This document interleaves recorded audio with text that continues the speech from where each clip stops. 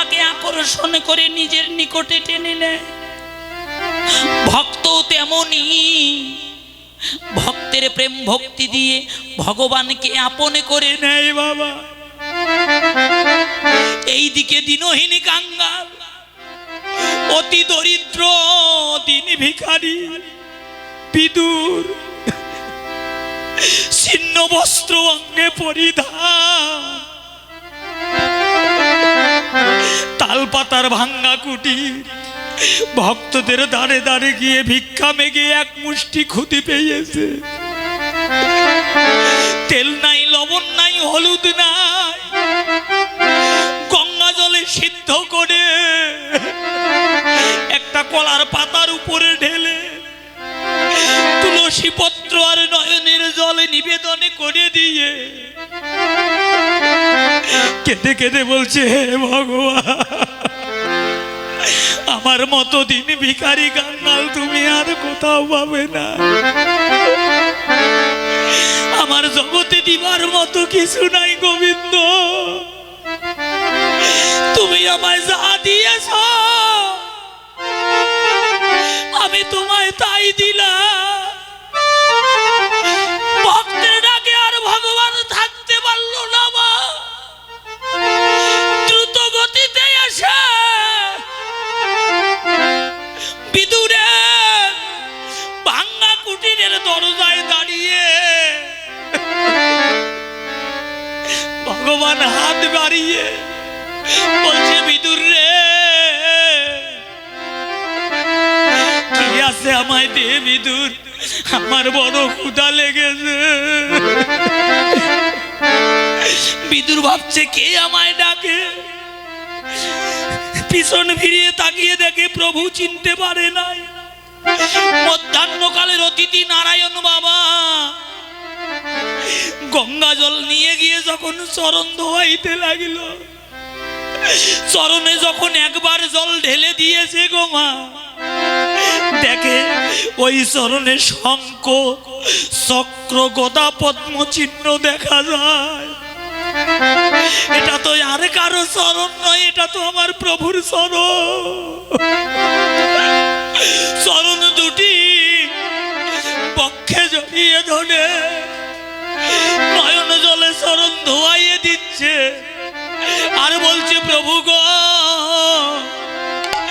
আজ যদি কৃপা করে চরণে দিলে, যেদিন আমার এই জীবনের বেলা ডুবে যাবে, যেদিন আমায় তুলসী তলায় শোয়াইয়ে দেবে, ও দয়াময়, সেদিন তোমার চরণ ছাড়া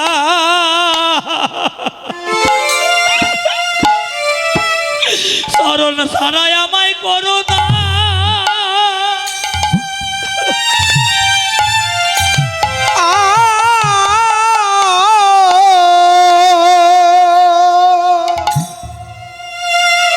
আমায় করো না হে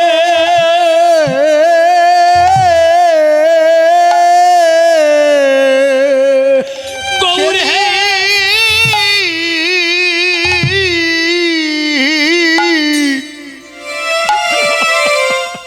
সেদিন তোমার ওই চরণ ছাড়া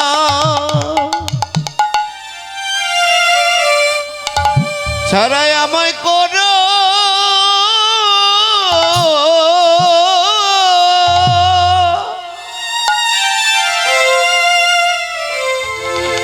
আমায় করো না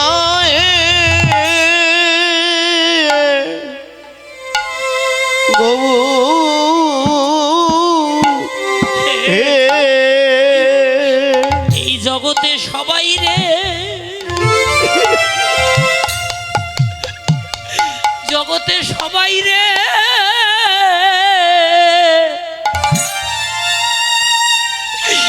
সবাই রে সকলই আছে,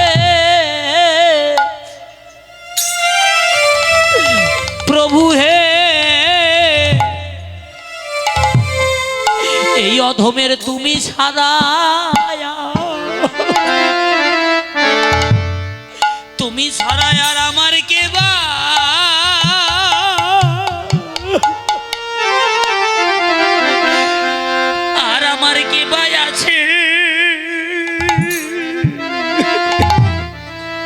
জগতে সকলেরই কাঁদো বাবা, কৃষ্ণ বলে কাঁদো। ওরে সকলি রে, সকলই আছে, ওরে সকলি আছে,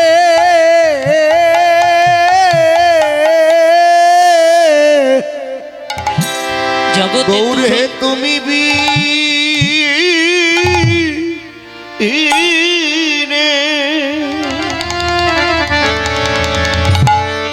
আমার আর আপনকে মা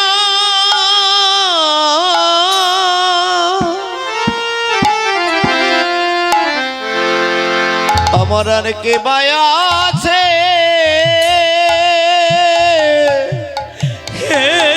এ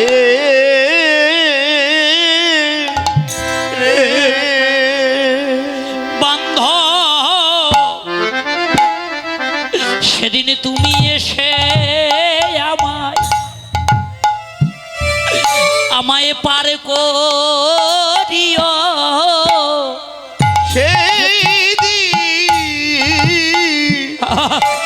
সেদিন তুমি এসে আমায় পার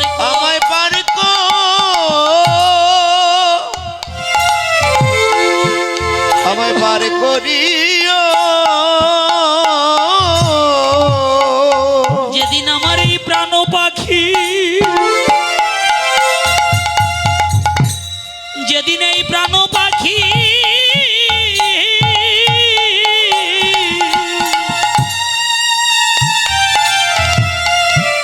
আমার চলে যাবে,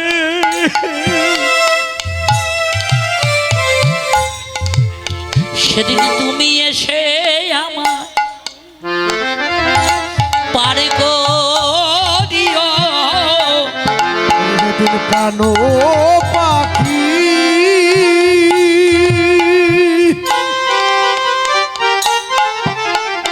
আমার প্রাণ, ওরে প্রাণ পাখি আমার ওরে বিদায় চলে যাবে, সেদিন তুমি এসে পার করিও আমার প্রাণ। পাখি চলে যাবে, সেদিন তুমি এসে আমায় পার করিও। প্রাণ পাখি চলে যাবে, সেদিন তুমি এসে পার করিও। প্রাণ পাখি চলে হরিবল। তুমি এসে পার করিও। প্রাণ পাখি চলে যাবে, সেদিন তুমি এসে আমায় পার করিও। ও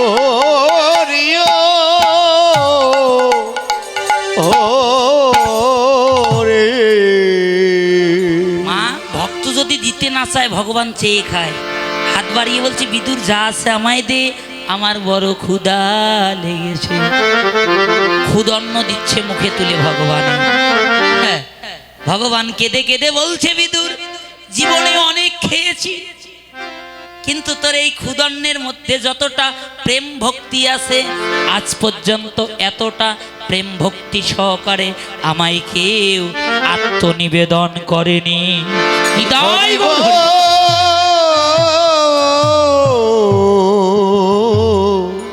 তাই আজুরে গৌরাঙ্গের মনে, আজু শব্দের অর্থ আজ, গৌরাঙ্গের মনে, আমার গৌরের মনে, মহাপ্রভুর মনে কি ভাব উঠিল, ধবলি শ্যামলি বলে সঘনে ডাকিল। ডাকছে কেমন করে, ওরে সিংহা বেনু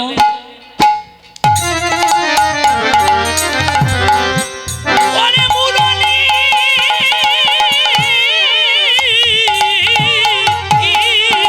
গোড়া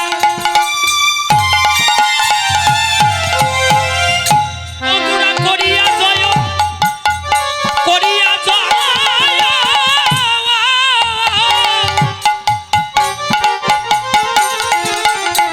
জয় ধনী রে রে রে রে, সবাই ধনী করে গুরুদেব জয় জয়। ওরে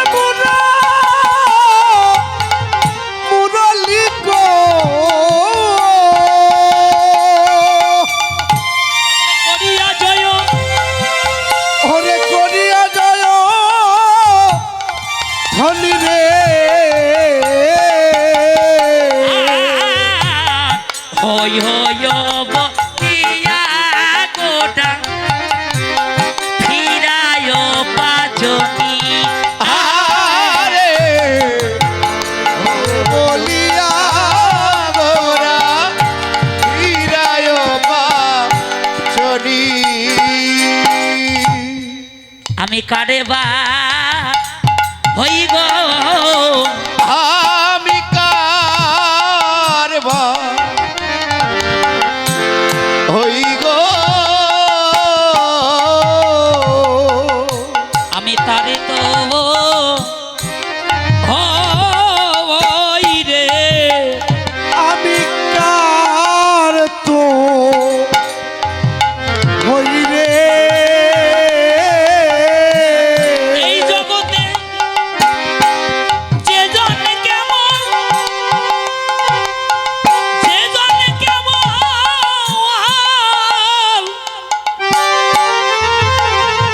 ও যে জন কেবল আমার হয় গো এই জগতে আমি তো কেবল তারি হই গো ওরে বেদন আমার ওরে বেদন আমার ওরে হয়ে যায় গো ওই আমি হবার লাগি এসেছি গো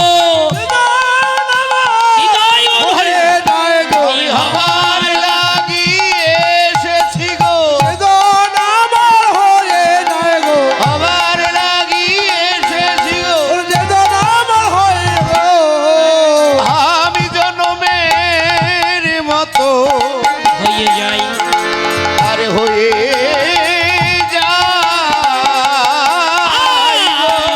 হয় হয় বলিয়া গোরা ফিরায় পাছনি আরে হই হই বলিয়া গোরা ফিরায় পাচনি সিংহা